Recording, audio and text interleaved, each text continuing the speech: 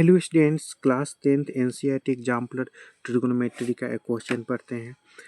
ए पोल 6 metre height, एक pole का height 6 metre है।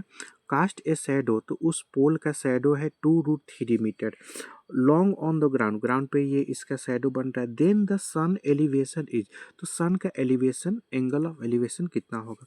एक ड्रॉ करते हैं क्वेश्चन के अकॉर्डिंग फिगर। ये मेरा पोल रहा, ये पोल, पोल का हाइट दिया है 6 मीटर और यहाँ पे सूर्य भगवान, ये सूर्य देवता, ये सन से जो लाइट आएगा और इस पोल पे पड़ेगा तो इस पोल का यहाँ पर ये शैडो बन जाएगा।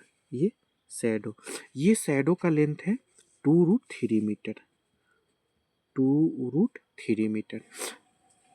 तो इस सन का एलिवेशन, एलिवेशन कैसे होता है, यहाँ पे कोई भी ऑब्जर्वर, यानी कि ऑब्जर्वर का यहाँ पर आँख रहेगा। इस ऑब्जर्वर के द्वारा कोई भी ऑब्जेक्ट को हम नीचा से ऊपर की ओर देखेंगे तो यहाँ पे जो एंगल बनता है उसको एंगल ऑफ एलिवेशन बोला जाता है, एंगल ऑफ एलिवेशन बोला जाता है। तो इस एंगल का वैल्यू बताना है। इस एंगल के लिए मेरा परपेंडिकुलर का वैल्यू बोला गया है, क्योंकि इसके सामने ये परपेंडिकुलर का दिया गया है और इसका बेस दिया गया है इस एंगल के लिए। तो कौन सा ट्रिगोनोमेट्रिकल रेशियो में परपेंडिकुलर आता है और ये बेस आता है, तो tan थीटा में आता है। बस tan थीटा लगा देंगे, आंसर मेरा एंगल का वैल्यू आ जाएगा।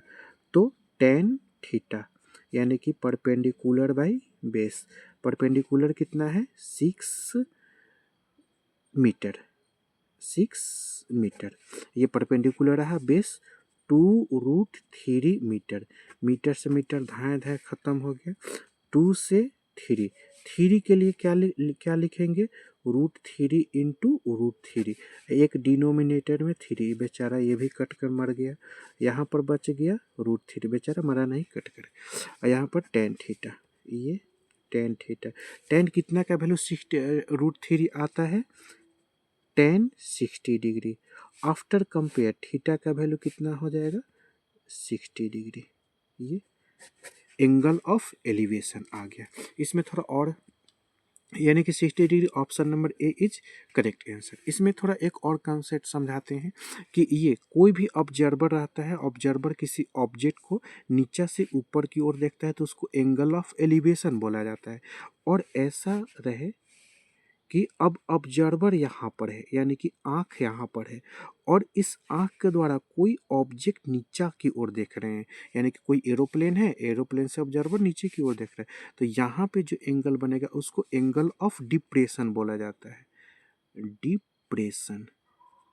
ये ऐसे देखेंगे, डिप्रेशन में आंखें झुक जाती है, यानी कि ऊपर से आंखें झुक गई है, यानी कि एंगल ऑफ डिप्रेशन, और एंगल ऑफ एलिवेशन नीचे से ऊपर की ओर। Thank you.